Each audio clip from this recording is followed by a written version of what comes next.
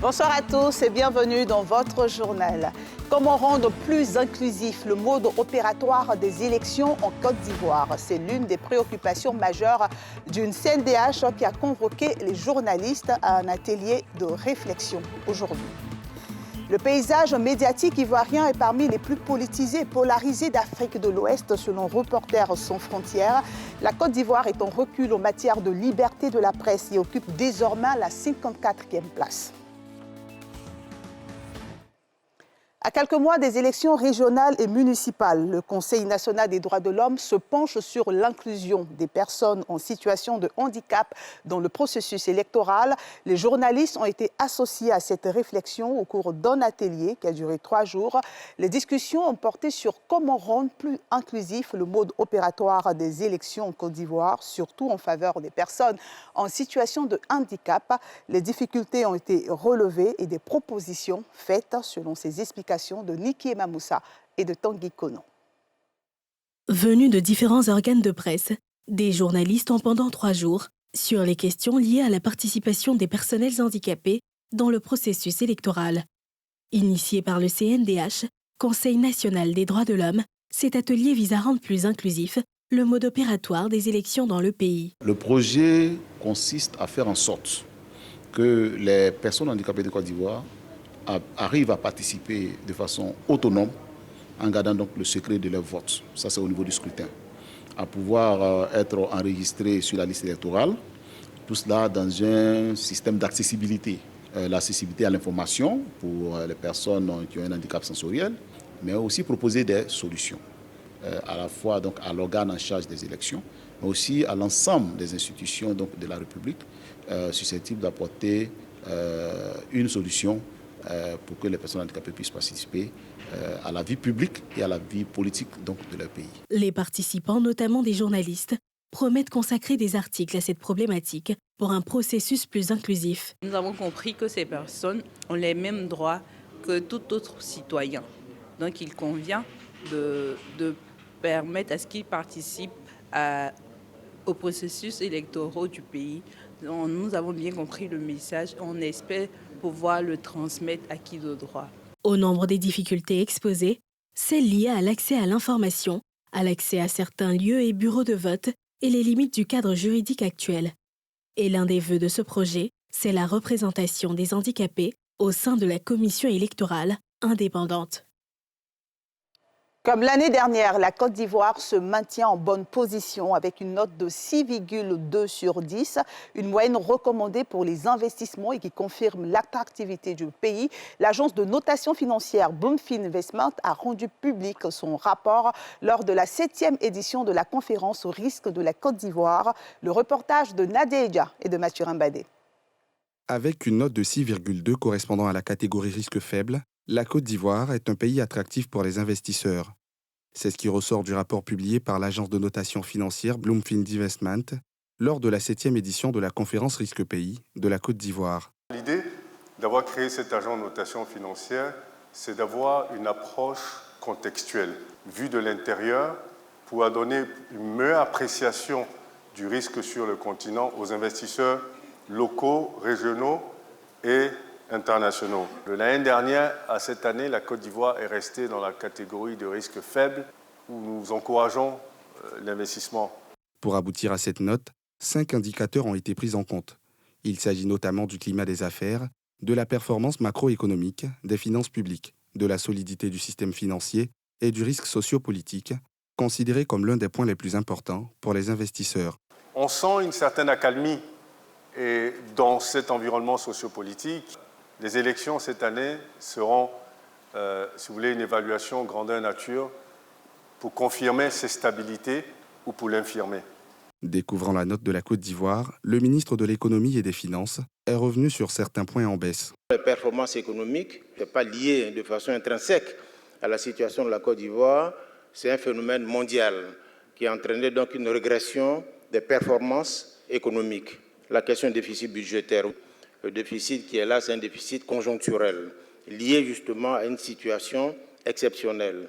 Donc il y a un engagement à revenir à un taux de déficit correct, conforme aux normes.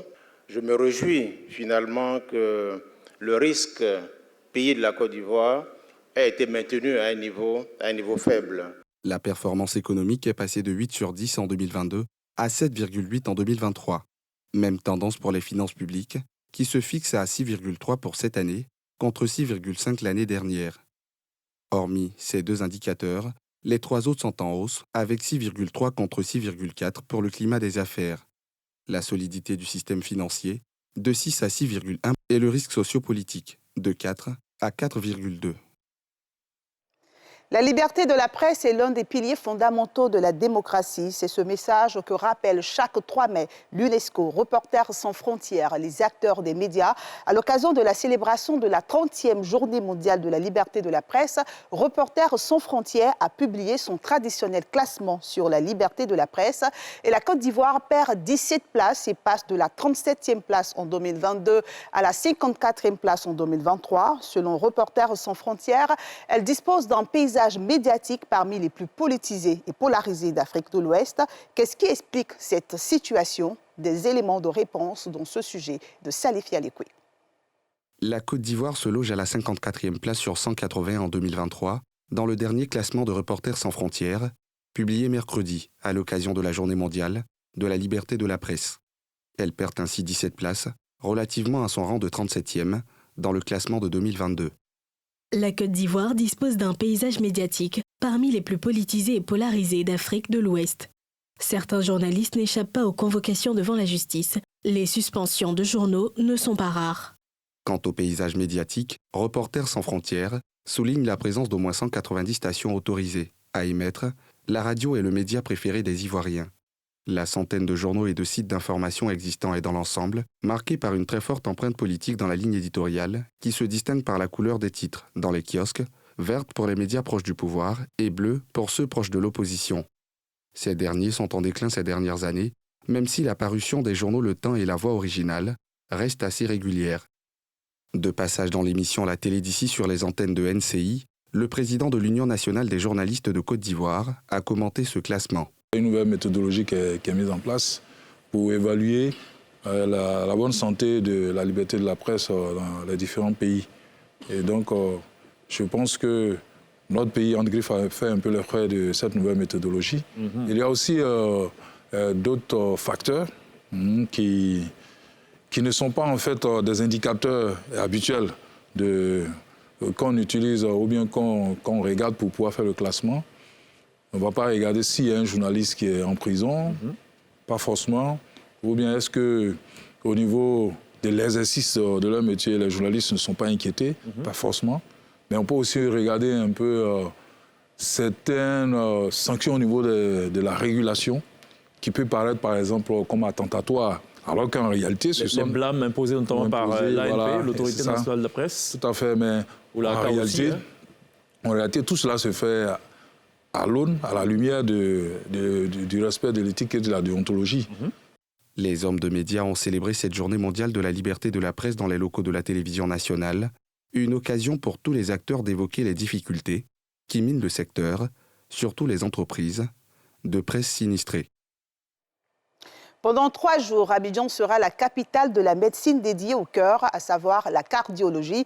Les experts africains de cette discipline et leurs pairs européens sont réunis ici dans le cadre de la 6e édition d'Africardio, le congrès international de la Société ivoirienne de cardiologie. Au cœur des assises d'Abidjan, l'analyse des progrès et des défis de la cardiologie en Afrique subsaharienne dans le contexte du déploiement et du développement des chirurgies cardiaques et interventionnelles. Le reportage de Thiemé Dondje et de Joseph Zikré.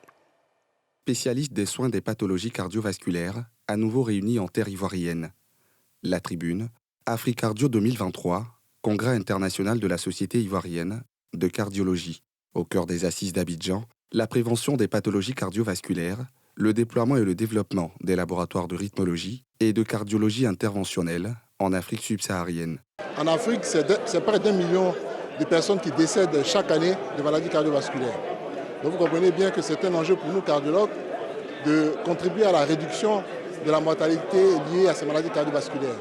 Et Africardio, qui est un moment d'échange scientifique important, un moment de rencontre entre confrères d'Europe, du Maghreb et d'Afrique subsaharienne pour améliorer la prise en charge de ces maladies cardiovasculaires. La première journée de la rencontre scientifique est meublée de communication d'experts.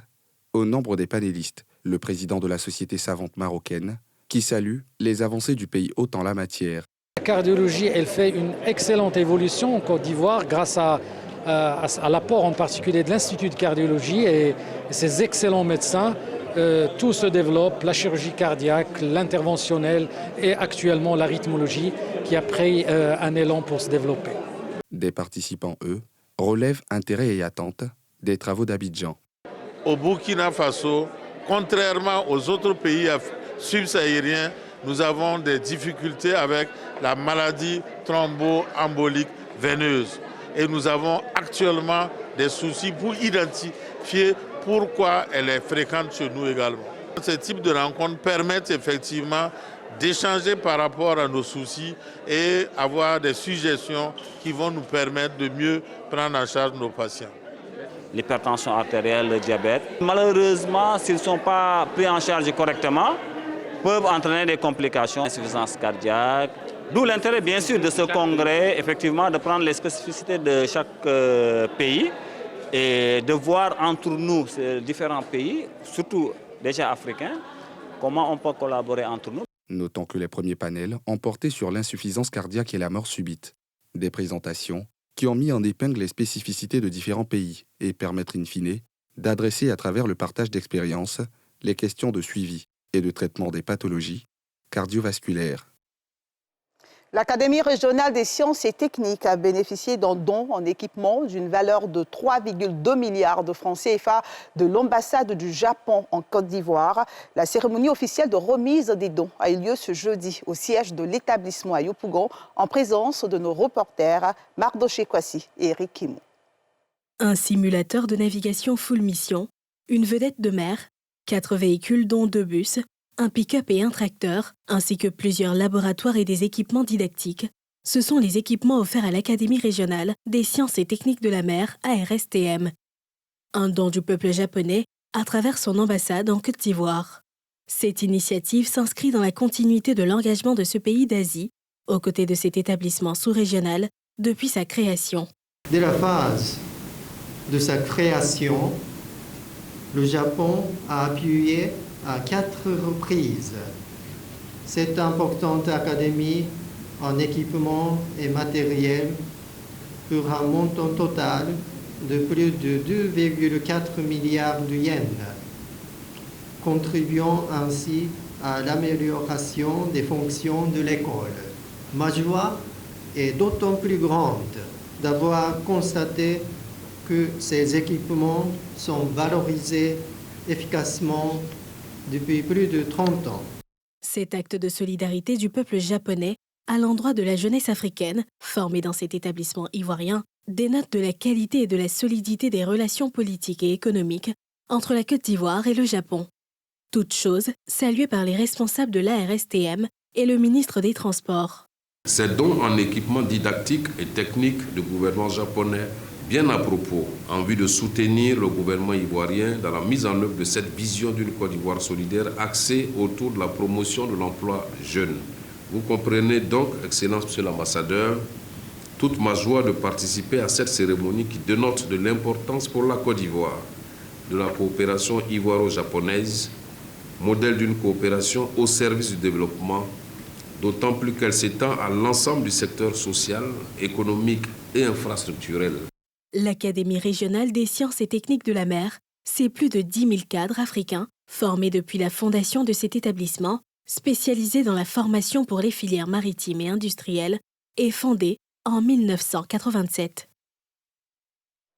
Les lauréats des 2e et 3e prix d'excellence 2022 de la bonne gouvernance et de la lutte contre la corruption ont reçu hier mercredi leur distinction des mains du ministre Epiphane Zoro-Bibalo qui les a invités à demeurer des soldats anticorruption dans le pays. Les explications de Thiemé Dondje et d'Eric Kimou. 4 autres lauréats du prix d'excellence de la bonne gouvernance et de la lutte contre la corruption, dont le ministre Amadou Koné et l'ex-procureur militaire Ange Kessi, et 2 personnes morales, à savoir les douanes ivoiriennes et l'entreprise GS2E, à l'honneur. Désignés 2e et 3e prix en 2022, ils reçoivent leur distinction.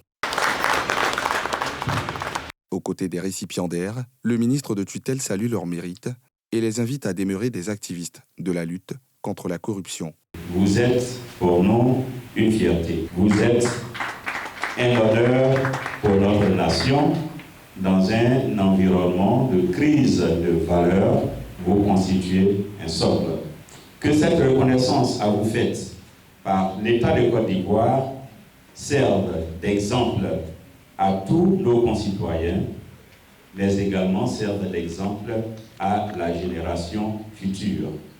Bien avant, les lauréats s'engageaient à continuer de se mettre résolument au service de la bonne gouvernance pour permettre au pays de poursuivre sa marche de progrès et de développement. Ce n'est pas facile non plus pour vous, mais sachez que vous trouverez en moi et à, je pense aux autres récipiendaires, des alliés pour continuer l'important travail que vous avez commencé et dans lequel le président de la République place beaucoup d'espoir.